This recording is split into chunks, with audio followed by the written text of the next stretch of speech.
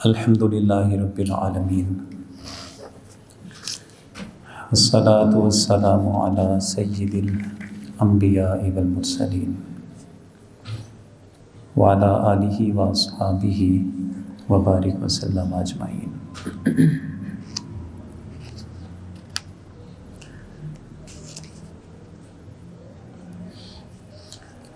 آج جمعہ کے اس اجتماع میں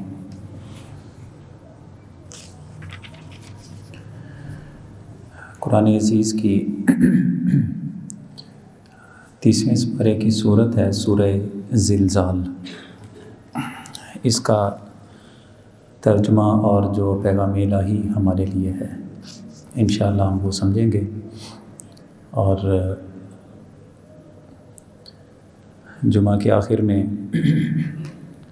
جو وقت کی مناسبت بنتی تھی، آج اس ماہ رجب کی 13 تاریخ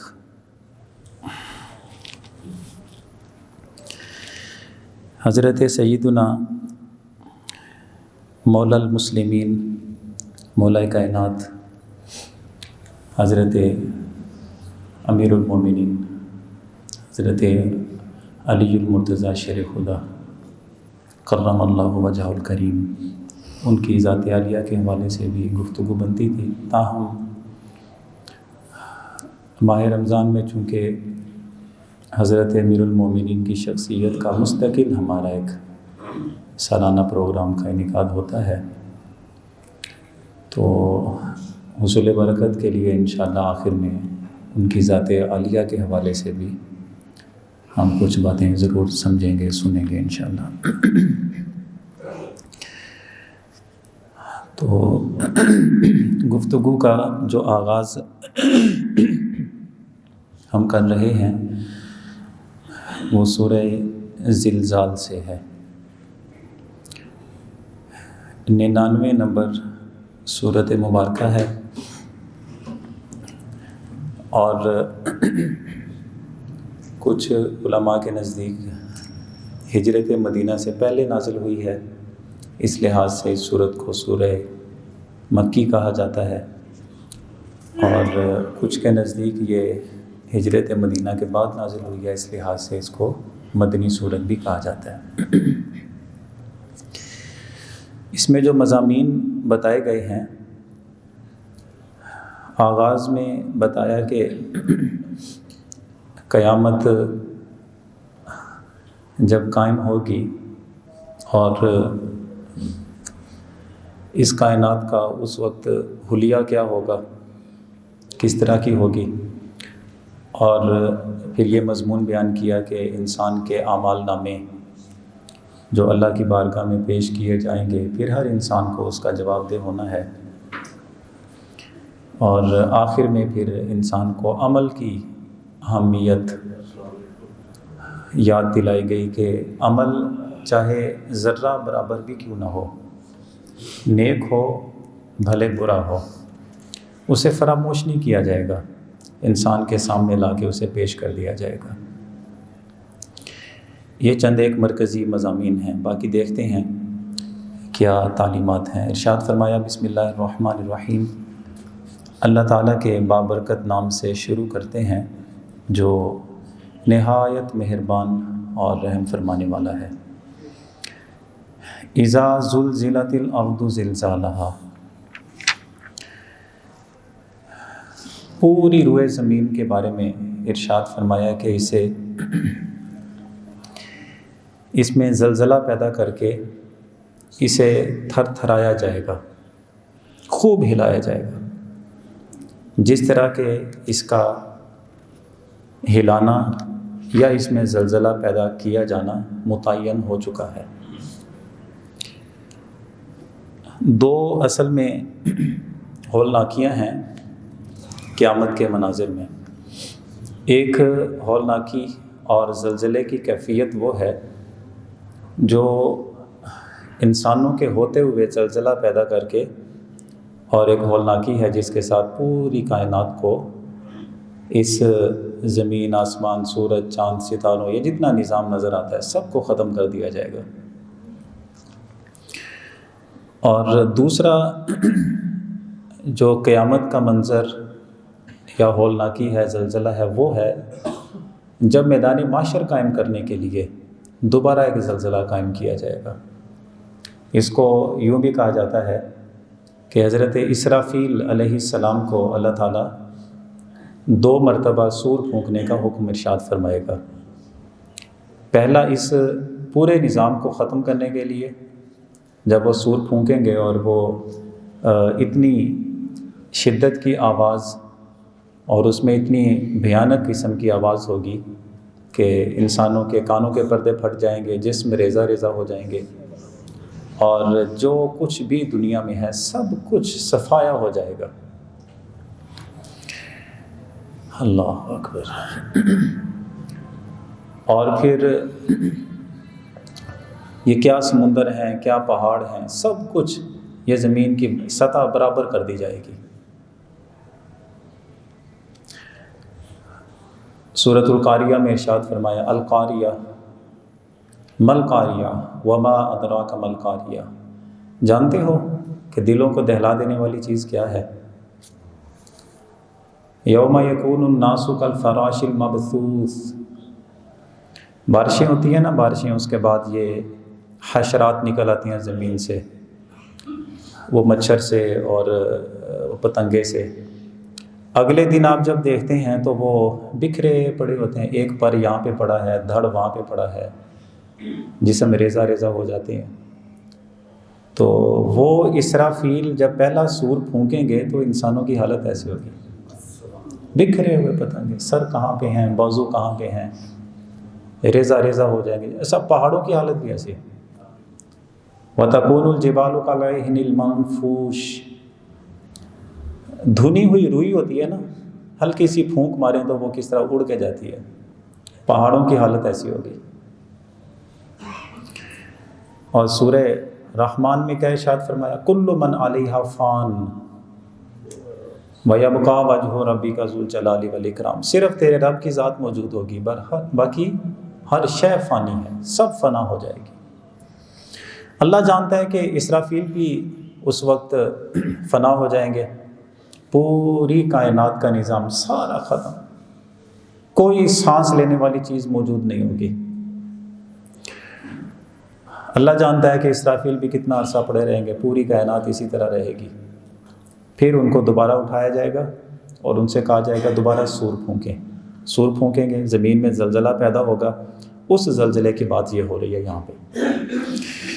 اسی کو اللہ تعالیٰ نے ایک اور مقام پہ بھی ارشاد فرمایا یا ایھا الناس اتقوا ربکم، اے لوگو اللہ سے، اپنے رب سے ڈرو۔ انا زلزلۃ الساعۃ شیء عظیم، یہ جو قیامت کا زلزلہ نا، یہ بڑی ہولناک شے ہے، بہت بڑی شے ہے۔ یوم ترونھا تذہل کل مرضعۃ عما ارضعت، وہ ایسا دن ہے کہ ایک دودھ پلانے والی ماں اپنے بچے کو بھی بھول جائے گی۔ حالانکہ ماں کی جو شفقت ہے، جو کچھ بھی کر لیں، وہ اپنی جان پہ کھیل جاتی ہے، اپنے بچے کو نہیں چھوڑتی، لیکن اس کی ہولناکی دیکھ کے ارشاد فرمایا کہ ایک ماں ہے دودھ پلانے والی، وہ جس کو دودھ پلا رہی ہے اسے بھی بھول جائے گی۔ وَتَضَعُ كُلُّ ذَاتِ حَمْلٍ حَمْلَهَا، اور وہ ایسی ہے کہ حاملہ خاتون اگر وہ منظر دیکھ لے تو اس کا حمل بھی گر جائے گا۔ وَتَرَى النَّاسَ سُكَارَىٰ، تم دیکھو گے لوگ جس طرح نشہ کسی نے کیا ہوتا ہے نا، لڑکھڑائے قدم، اور باوجود یہ کہ سانس چل رہی ہے لیکن جسم اس طرح جس طرح بے حس و حرکت، نشے میں جس طرح انسان پڑا ہوتا ہے کہ اعضاء میں ہمت نہیں ہوتی، سر اٹھانے کی اس میں ہمت نہیں ہوتی۔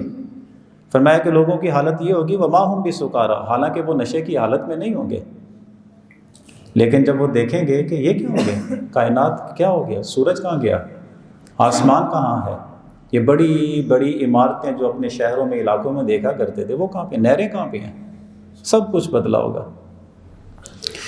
وَأَخْرَجَتِ الْأَرْضُ أَثْقَالَهَا، زمین اپنے سارے بوجھ نکال کے باہر پھینک دے گی، نکال دے گی، جو کچھ بھی اس کے اندر ہے۔ اسی کو سورہ انشقاق میں بھی اللہ تعالیٰ نے بیان فرمایا وَإِذَا الْأَرْضُ مُدَّتْ، زمین کو پھیلا دیا جائے گا۔ پھیلانے سے مراد یہ نہیں کہ اس کی وسعت اور بھی باقی بچتی ہے، پھیلانے سے مراد ہے کہ پہاڑ ہیں ختم کر دیے جائیں گے، سمندر ہے سارا پانی خشک ہو جائے گا، تو زمین پوری سطح اس کی پھیل جائے گی۔ وَأَلْقَتْ مَا فِيهَا وَتَخَلَّتْ، جو کچھ بھی اس کے اندر ہے یہ سارا کچھ باہر نکال کے خالی ہو جائے گی، سب کچھ، چاہے اس کے اندر معدنیات ہیں، چاہے اس کے اندر پیسہ تیلا، جو کچھ بھی اس کے اندر ہے، وہ ہیرے جواہرات، سب کچھ باہر۔ انسان خود بھی زمین کے اوپر بوجھ ہے، جیسا کہ سورہ رحمان میں بھی ارشاد فرمایا کہ انسان اور جن یہ دونوں مخلوق بوجھل مخلوق ہیں۔ زمین کے اوپر ہیں تو زمین کے اوپر بوجھ ہے، زمین کے اندر جائیں گے تو زمین کے اندر کا بوجھ ہو جائیں گے، زمین اٹھا کے باہر پھینک دے گی۔ اب انسان بھی باہر، جو کچھ بھی خزانے سب کچھ باہر۔ حدیث شریف میں حضرت ابو ہریرہ کی حدیث ہے کہ جب سب کچھ سامنے پڑا ہوگا، قاتل آدمی اٹھے گا، جس شخص کی اس نے جان لی، وہ مال دولت یا کچھ بھی مال و اسباب سارا اس کے سامنے پڑا ہوگا، اور وہ کہے گا اس مال کی خاطر میں نے کسی کی جان لے لی تھی۔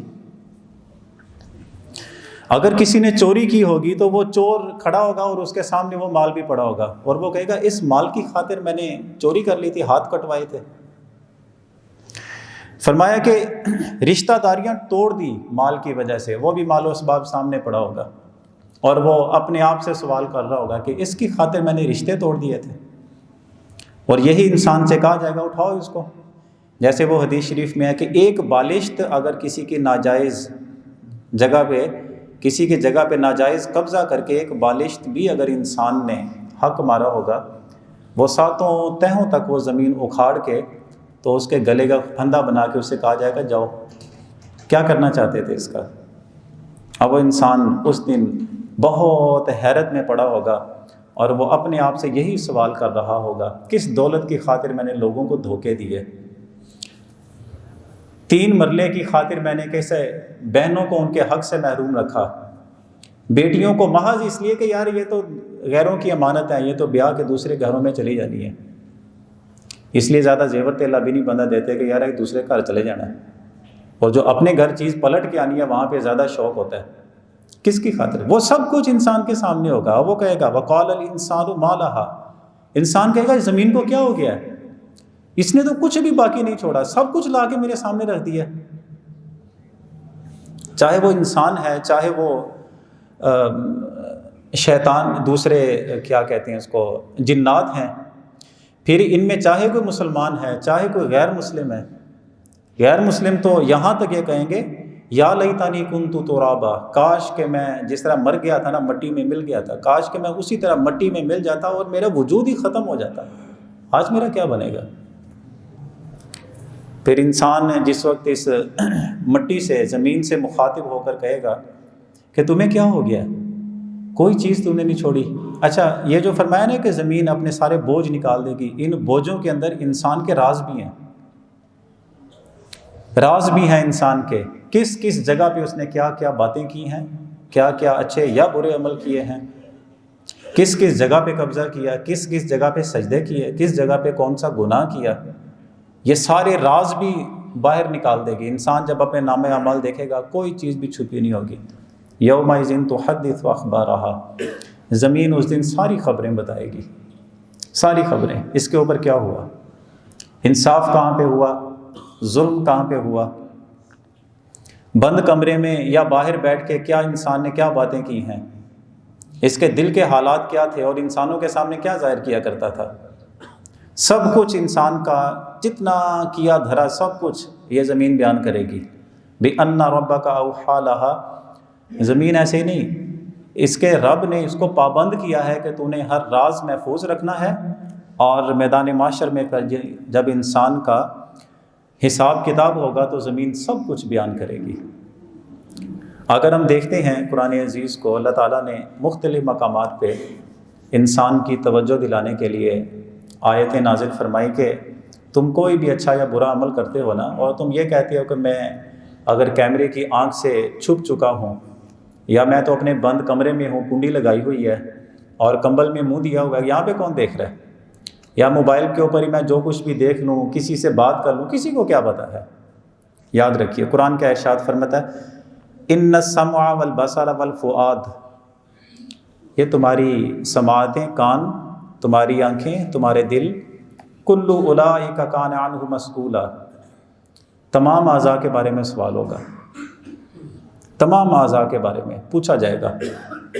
اور دوسری جگہ پہ ارشاد فرمایا یوم تشہد علیہم السنتہم وایدیہم، یاد کرو اس دن کو، اور یاد رکھو اس دن کو جب تمہاری زبانیں، تمہارے ہاتھ، وارجلہم، اور لوگوں کے قدم، پاؤں، بما کانوا یعملون، جو کچھ بھی کیا ہوگا ان سب کی خبریں اللہ کی بارگاہ میں بیان کریں گے۔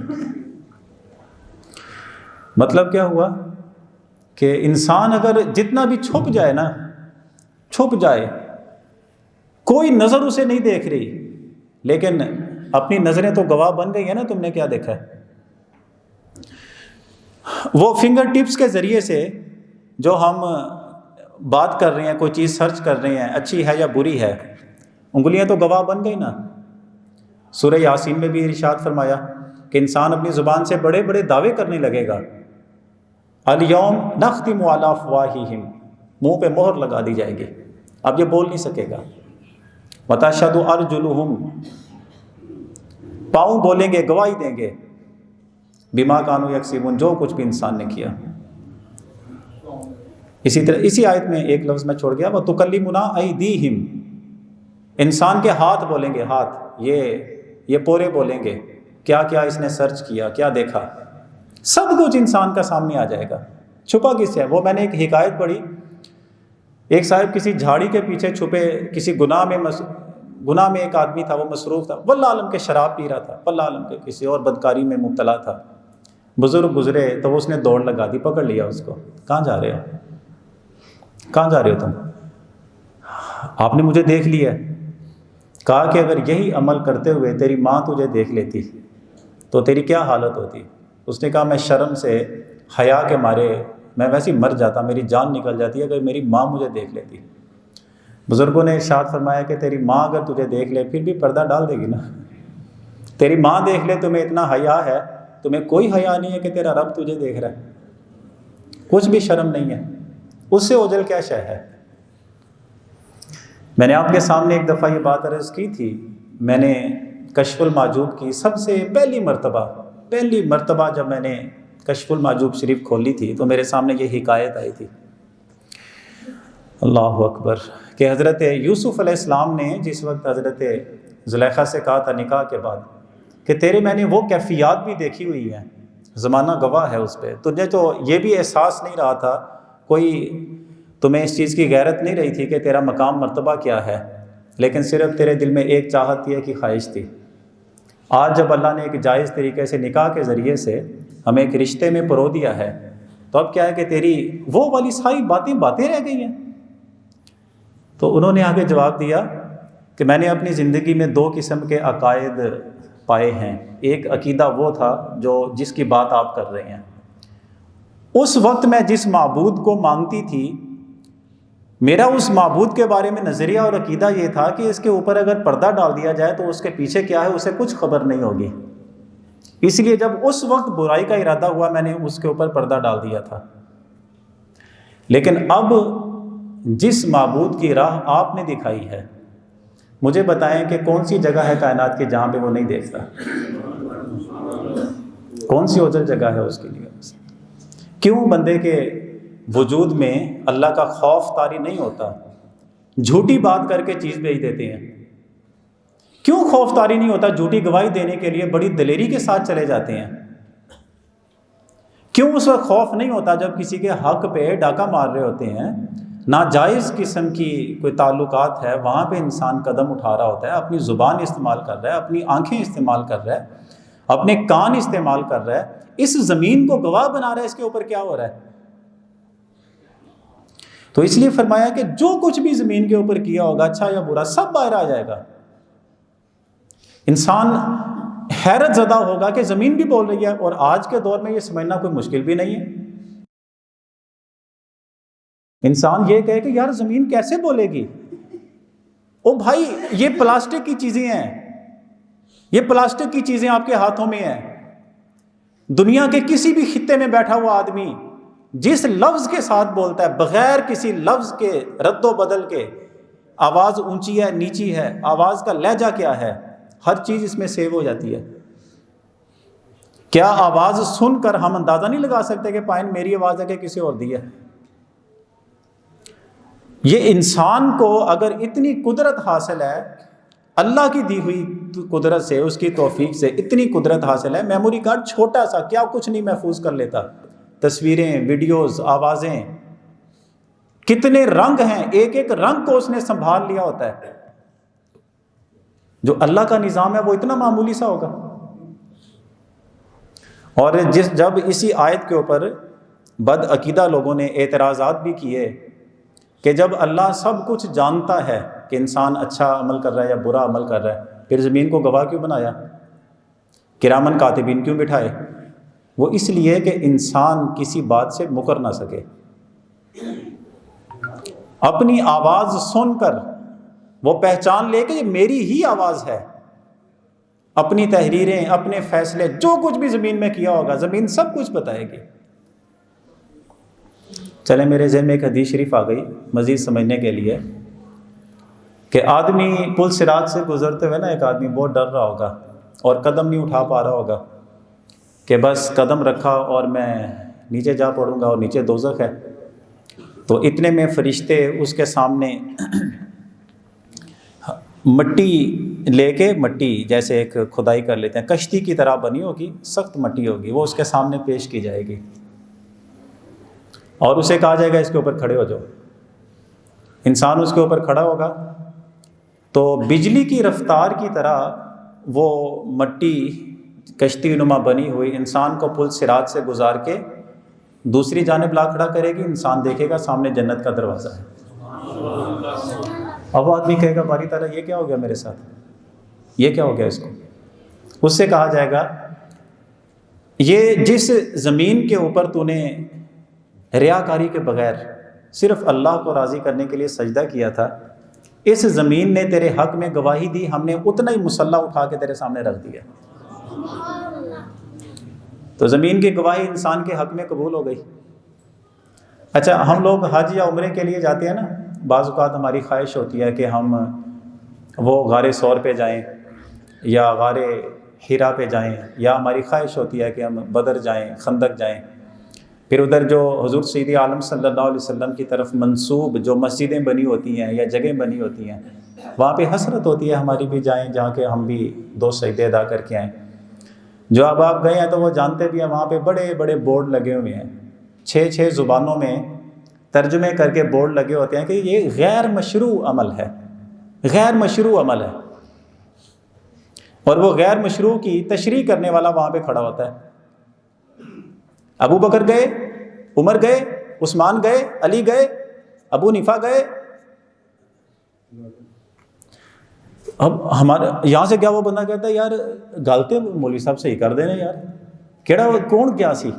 اب چونکہ معلومات نہیں ہوتی، عام بندے کی معلومات نہیں ہوتی، تو وہ اس کی زبانی سن رہے ہوتے ہیں تو ہمیں بھی لگتا ہے کہ شاید ابو بکر نہیں گئے ہوں گے، عمر نہیں گئے ہوں گے. لیکن جانے والا آدمی کیا وہاں پہ سوچ کے جائے کہ ایک تسبیح بھی اگر آپ کسی سبحان اللہ کسی جگہ پہ بیٹھ کے پڑھ لیتے ہیں، یہ نیکی نامہ اعمال میں محفوظ ہو گئی. کس طرح محفوظ ہوئی؟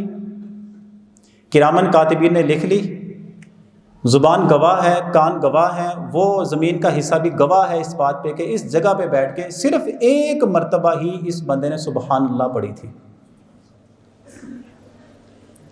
وہ زمین گواہ بن گئی اس آیت کی روح سے. یومئذ تحدث اخبارہا، ساری خبریں زمین بتائے گی.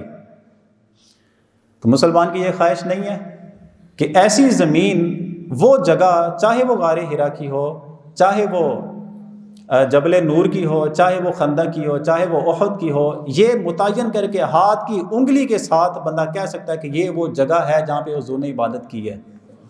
وہاں پہ اگر میرے بھی سجدے ہو جائیں، آپ کے بھی سجدے ہو جائیں، اللہ نصیب میں کرے، سجدے ہو جائیں قیامت کے دن، وہ جگہ جو حضور سید عالم صلی اللہ علیہ وسلم کی حق میں گواہی، حضور کے لیے گواہی تو نہیں ہے لیکن وہ جگہ جو گواہی بن گئی، وہ اگر میرے لیے اور آپ کے لیے گواہی بھی پیش کر دے تو بھلا نہیں ہے اس میں مسلمانوں کا؟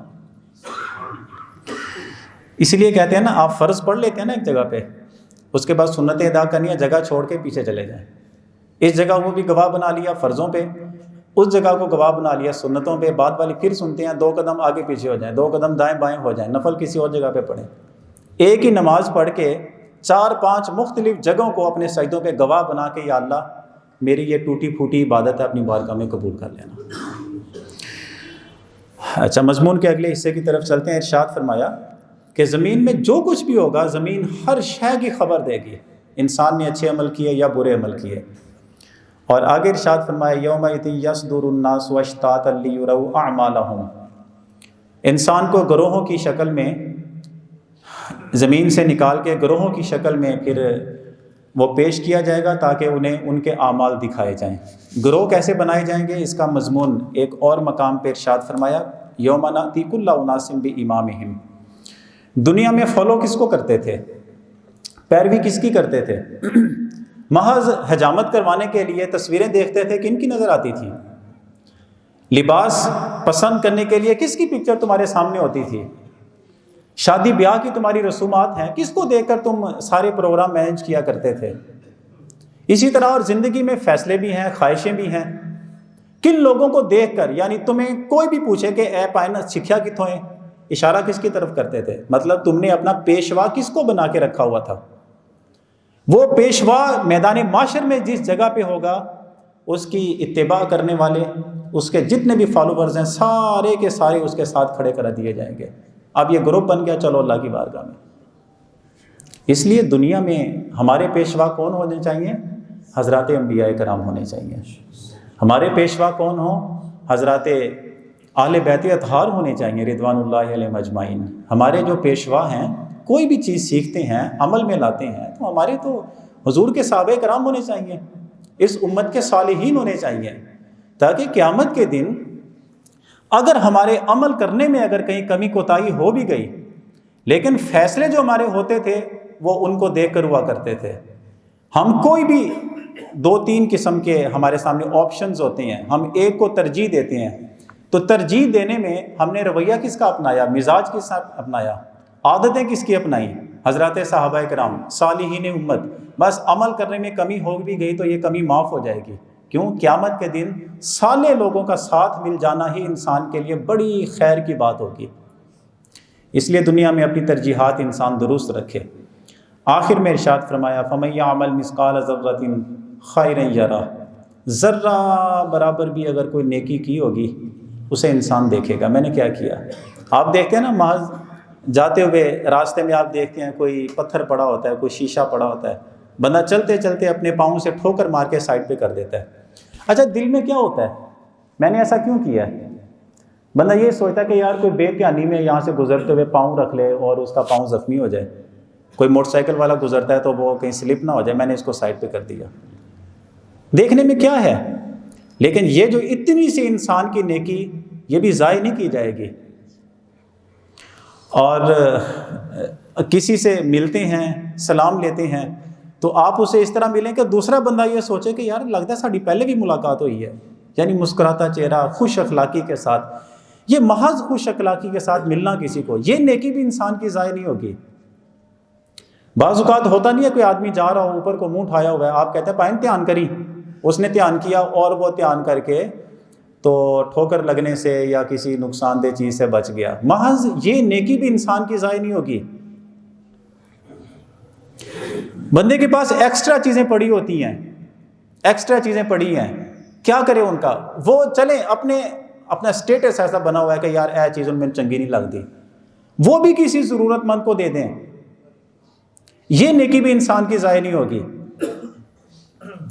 آپ راستے سے گزرتے ہوئے محض کسی کو کہہ دیں، محض کسی کو کہہ دیں پائن عبادت کا ٹائم ہو گیا، آجو کٹھے چلیے، وہ آیا نہیں آیا، لیکن آپ کی یہ دعوت پیش کی ہوئی، یہ نیکی بھی ضائع نہیں ہوگی۔ یعنی وہ چھوٹے چھوٹے معمولی سے کام جو انسان بے وقت سمجھ کے جن کو چھوڑ دیتا ہے۔ اگر ہر اس نیک عمل میں انسان یہ ارادہ کرے، ہو سکتا ہے کہ یہی میری بخشش کا ذریعہ بن جائے۔ اس جذبے کے ساتھ اور اس حسرت اور محبت کے ساتھ چھوٹے سے چھوٹا، معمولی سے معمولی کام بھی انسان کر جائے۔ اور آخری آیت میں ارشاد فرمایا وَمَن يَعْمَلْ مِثْقَالَ ذَرَّةٍ شَرًّا يَرَهُ، ذرہ برابر بھی اگر کوئی برا عمل کیا ہوگا، انسان کے سامنے لا کے کھڑا کر دیا جائے گا، انسان کے سامنے آ جائے گا، یہ تم نے چھوٹے سے چھوٹا معمولی۔ اب تو لوگ دیکھیں نا، وراثتیں کھا جانا اور دھوکہ دے کے امیر بن جانا، اور پھر 2 لفظ پڑھنے آگے قرآن حدیث کے تو لوگوں کو حقیر سمجھنے لگنا، پھر قرآن اور حدیث کی اپنی مرضی کی تفسیر۔ یہ تو بہت بڑے بڑے گناہ ہیں نا، ان کا تو حساب ہی بڑا بھیانک قسم کا ہوگا۔ معمولی معمولی سے گناہ جن کو ہم کچھ گناہ تصور ہی نہیں کرتے۔ حضرت ابو ہریرہ کہتے ہیں، فرماتے ہیں رضی اللہ تعالیٰ عنہ، حضور کے زمانے میں ہم جن کاموں کو سمجھتے تھے کہ یہ کام کر لیا نا ہماری ہلاکت یقینی ہے، اب وہ لوگ بڑے فیشن اور بڑے جناب جرأت مندی کے ساتھ وہ کرتے نظر آ رہے ہیں۔ اب تو زمانہ ہی بہت گزر گیا۔ تو جو پیغام الہی ہم نے سمجھا ہے، اللہ تعالیٰ ہمیں عمل پیرا ہونے کی توفیق عطا فرمائے۔